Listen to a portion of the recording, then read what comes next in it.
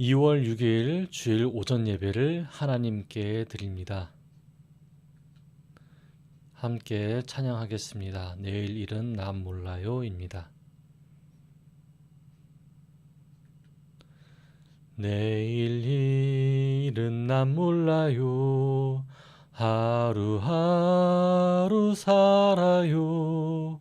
불행이나 유행함도 내 뜻대로 못해요. 험한 이 길 가고 가도 끝은 없고 고네요. 주님 예수 발레미사 내 손 잡아 주소서. 내일 일은 난 몰라요. 장래일도 몰라요. 아버지여 날 붙드사 평탄한 길 주옵소서. 좁은 이 길 진리의 길 주님 가신 그의 길 힘이 들고 어려워도 찬송하며 갑니다. 성령이여 그 음성을 항상 들려주소서. 내 마음은 정했어요. 변치 말게 하소서. 내일 일은 난 몰라요. 장래일도 몰라요. 아버지여 주신 소명 이루소서. 만왕의 왕 예수께서 이 세상에 오셔서 만 백성을 구속하사 참구주가 되셨네. 순교자의 본을 받아 나의 믿음 지키고 순교자의 신앙 따라 이 복음을 전하세. 불과 같은 성령이여 내 맘에 항상 계셔. 천국 가는 그날까지 주여 지켜 주옵소서. 아멘. 함께 읽을 본문은 누가복음 1장 5절부터 7절 말씀입니다. 제가 가진 성경책으로는 신약 86쪽에 있습니다.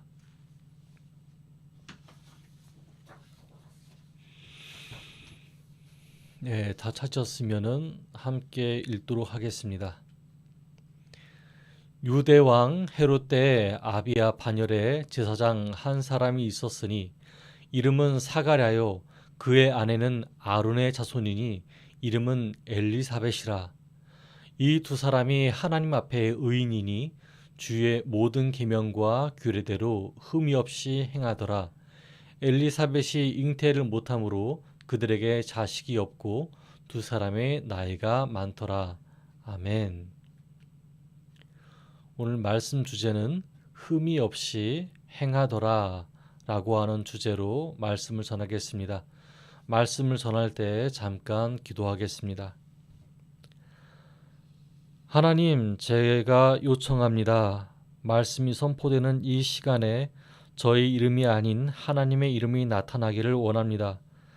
하나님의 말씀만 마음에 남게 하여 주시고 사람의 말이 남지 않게 하여 주셔서 듣는 성도들의 마음에 혼동을 주지 않게 하여 주시옵소서. 오직 겸손함으로 말씀을 전하도록 하게 하여 주시옵소서. 예수님의 이름으로 기도드렸습니다. 아멘. 여러분께서는 당연하다라는 말을 들어본 적이 있으십니까?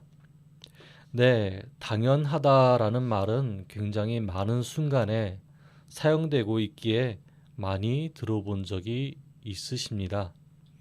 이 말의 뜻은 일의 앞뒤 사정을 놓고 볼 때 마땅히 그러하다라는 의미입니다.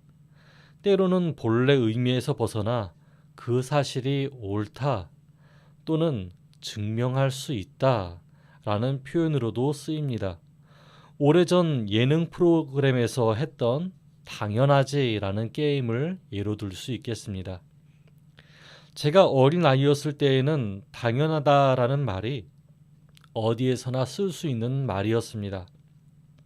내가 좋은 일을 했을 때 칭찬받는 것은 당연한 일이었습니다. 내가 나쁜 일을 했을 때 꾸중 듣는 것은 당연한 일이었습니다. 내가 어떤 일을 열심히 했을 때 그것에 대해서 보상을 받는 것은 당연한 일이었습니다. 아니 땐 굴뚝에 연기 날까에 대한 답은 당연하게도 당연히 불을 뗐겠지 였습니다. 왜냐하면 어렸을 때 배운 민수기에서 신명기의 관점이 무의식 속에서 저도 모르는 순간에 저를 지배하고 있었기 때문입니다. 하나님의 말씀을 지켜낸 사람은 고난을 받을 수 없고 복을 풍족하게 받는 것이 당연하다고 여겨졌습니다. 그래서 성경의 다른 많은 부분을 읽어도 넓은 마음이 생기지 못했습니다. 누군가에게 불행한 일이 생기면 그것은 당연히 그 사람이 나쁜 일을 했기 때문이고, 좋은 일이 생기면 하나님이 축복하셔서 그런 것이라고 여겼기 때문입니다. 자신에게도 마찬가지였습니다. 저에게 좋은 일이 생기면은 내가 하나님 보시기에 뭔가 이쁘니까, 제게 나쁜 일이 생기면은 내가 무슨 죄를 지었으니까 라고 하는 생각이 있었습니다. 그러나 시간이 지나고 보니 민수기, 신명기 관점에서 벗어나 보니 그것은 정말 오해였습니다. 당연하다고 판단할 수 있는 건 그리 많지 않았습니다. 오늘 함께 읽은 말씀에 등장하는 사가랴와 엘리사벳 두 부부의 이야기가 그렇습니다. 이 두 부부는 5절에 소개가 될 때부터 굉장한 사람입니다. 어떻게 굉장한 사람이었을까요? 첫째, 사가랴는 제사장이었는데 그 아내가 되는 엘리사벳도 제사장 가문에 속하였다는 것입니다. 대단한 일입니다. 이게 지켜지기가 참 어려운 시기였기 때문입니다. 레위기 21장에는 제사장의 결혼에 대한 법률이 있었습니다.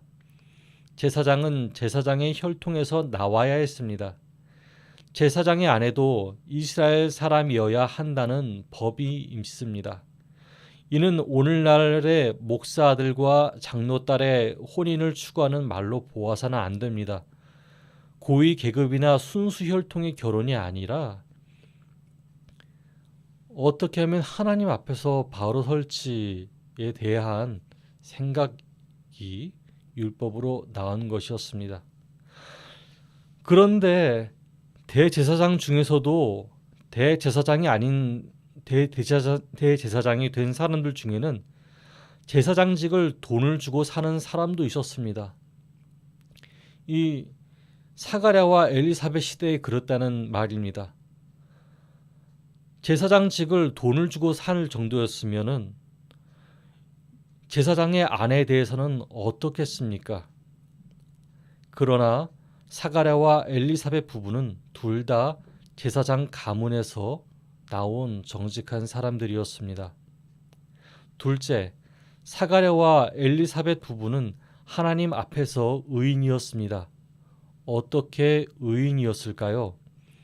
주의 모든 계명과 규례, 즉 하나님께서 모세에게 명령하신 모든 법을 흠없이 행한 사람들이었기 때문입니다.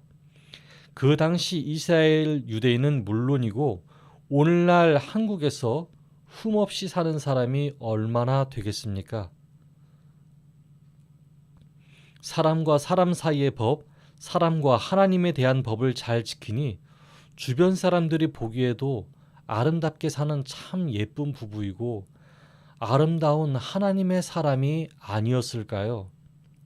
그러나 이들에게는 한 가지 흠이 있었습니다.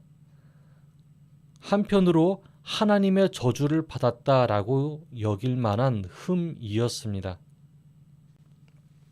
바로 나이가 많도록 자식이 없다는 것이었습니다. 그 당시 이스라엘이나 오늘날 우리나라뿐만 아니라 여느 나라나 마찬가지라도 부부 사이에 자식이 없다고 하면 별로 좋지 않게 바라보는 눈길이 있습니다. 게다가 이스라엘 유대의 율법 중 레위기 21장에는 자식이 없다는 것은 그 사람이 더러운 일을 행했다는 것과 죄에 대한 대가를 받았다라고 되어 있습니다. 제사장으로서 혼인을 잘했으면 뭐합니까? 순수 제사장 혈통이면 뭐합니까? 하나님 앞에서 의인이면 뭐합니까? 나이가 오래되도록 자식이 없다는 것 때문에 저 사람은 하나님 앞에서 더러운 일을 했을 거야. 우리가 모르는 죄에 대한 대가를 받았을 거야. 라고 수치를 당하는 것이 그들의 인생이지 않았을까요? 게다가 이들 부부가 살았던 시기는 역사적으로 암울했던 시기였습니다. 헤롯의 통치 기간이었기 때문입니다. 헤롯은 일제 침략의 시대에 일제와 같았던 로마를 의존했습니다. 과세를 해야 되는 왕성한 건축 사업을 추진했습니다. 이방 종교 문화를 들여왔고 성격까지도 잔인한 왕이었습니다. 이 때문에 이스라엘 유대 민족에게는 어둡고 불행한 시기였습니다. 이제 질문이 생깁니다. 굳이 성경은 어째서 암울한 시대에 이러한 부부 이야기를 누가복음 첫 부분에 집어넣는 것을 허용해 주었던 것일까요? 하나님의 나라는, 하나님의 통치는 조금 더 희망차고 밝은 미래를 먼저 보여주면 안 되는 것일까요? 그것은 오늘 저와 여러분의 삶을 위해서입니다. 전 세계를 통틀어서 모든 시대와 시간과 상관없이 삶에 희망을 주기 위해서입니다. 우리는 당연한 것을 위해서 외칩니다. 아니, 이만큼 고생했으면 이만큼 뭔가가 있어야 하지 않을까요? 이만큼 착하게 살았으면, 의롭게 살았으면 즐거운 일이 있어야 하지 않나요? 합니다. 이 말이 저와 여러분에게 멀지 않습니다. 제 개인의 체험이 들어있기 때문입니다. 기가 막힌 일들, 암담한 일들, 이를 악물면서 지켜왔던 신앙생활들이 나를 몇 번이고 배신하는 때가 한두 번이 아니었기 때문입니다. 그러나 성경 속에서는 하나님께서 말씀하십니다. 얘야, 그러나 너희에게 희망이 있다. 너희의 기다림이 결코 헛되지 않았다. 라고 말씀하십니다. 그렇습니다, 여러분. 우리는 앞일이 어떤 희망으로 가득 차 있는지 볼 수 없습니다. 아무것도 볼 수 없습니다. 코로나가 언제 끝날지 모릅니다. 내 인생의 앞날에 기쁨이 얼마나 있는지, 슬픔이 얼마나 있는지 도무지 알 수 없습니다. 언제 눈물이 닦이게 되는지, 언제 나 자신의 무력감으로부터 자유하게 되는지 알 수 없습니다. 그러나 하나님은 희망을 주십니다. 안개 가득한 바다를 헤쳐갈 때도 정박할 육지는 움직이지 않고 거기 그대로 있듯이, 발이 허공에 떠 있는 것 같아도 반드시 발 디딜 곳이 거기에 있듯이 희망을 주십니다. 보십시오. 사가랴와 엘리사벳 두 부부에게 늦둥이 아들 세례 요한이 태어납니다. 오래된 오해, 오래된 수치를 벗어나게 하는 사랑스럽고 영광과 같은 자녀가 태어납니다. 여러분에게도 오래된 오해, 오래된 수치를 벗어나는 영광스러운 일이 있기를 바랍니다.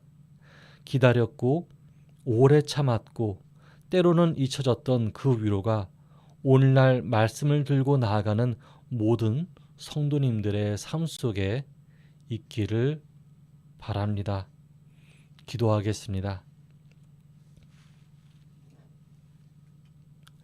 사랑의 하나님, 우리는 아픔을 갖고 있습니다.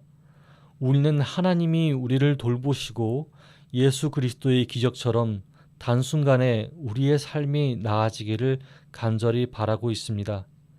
그러나 우리가 살아오고 버텨왔던 삶이 짜증나고 실증나고 덧없이 느껴질 때가 얼마나 많은지 모릅니다. 그러므로 기도합니다. 이 날들이, 이 인생이 절망에 삼켜지지 않기를 바랍니다. 사람들의 시선 때문에 스스로를 너무 자책하거나 수치스러움에 얽매이지 않기를 바랍니다. 언젠가 다가올 희망을 하나님 안에서 품으며 살게 하여 주시옵소서. 매우 기운차게 왕성하게 살지는 못해도 절망에 지지 않게 하여 주시옵소서. 그래서 어느 날 태어난 요한처럼 우리가 각자가 원하고 기다렸던 기쁨의 선물, 기다림의 선물을 받을 수 있게 하여 주시옵소서. 예수 그리스도의 이름으로 기도드렸습니다. 아멘. 이제 주기도문 하면서 예배를 마치도록 하겠습니다. 예수님께서 말씀하셨습니다. 너희는 이렇게 기도하여라. 하늘에 계신 우리 아버지, 아버지의 이름을 거룩하게 하시며 아버지의 뜻이 하늘에서와 같이 땅에서도 이루어지게 하소서.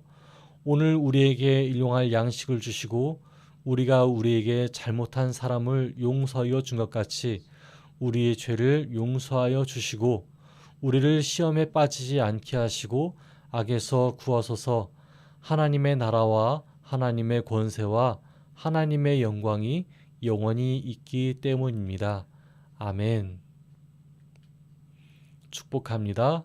한 주간도 하나님의 사랑 안에 있기를 원합니다.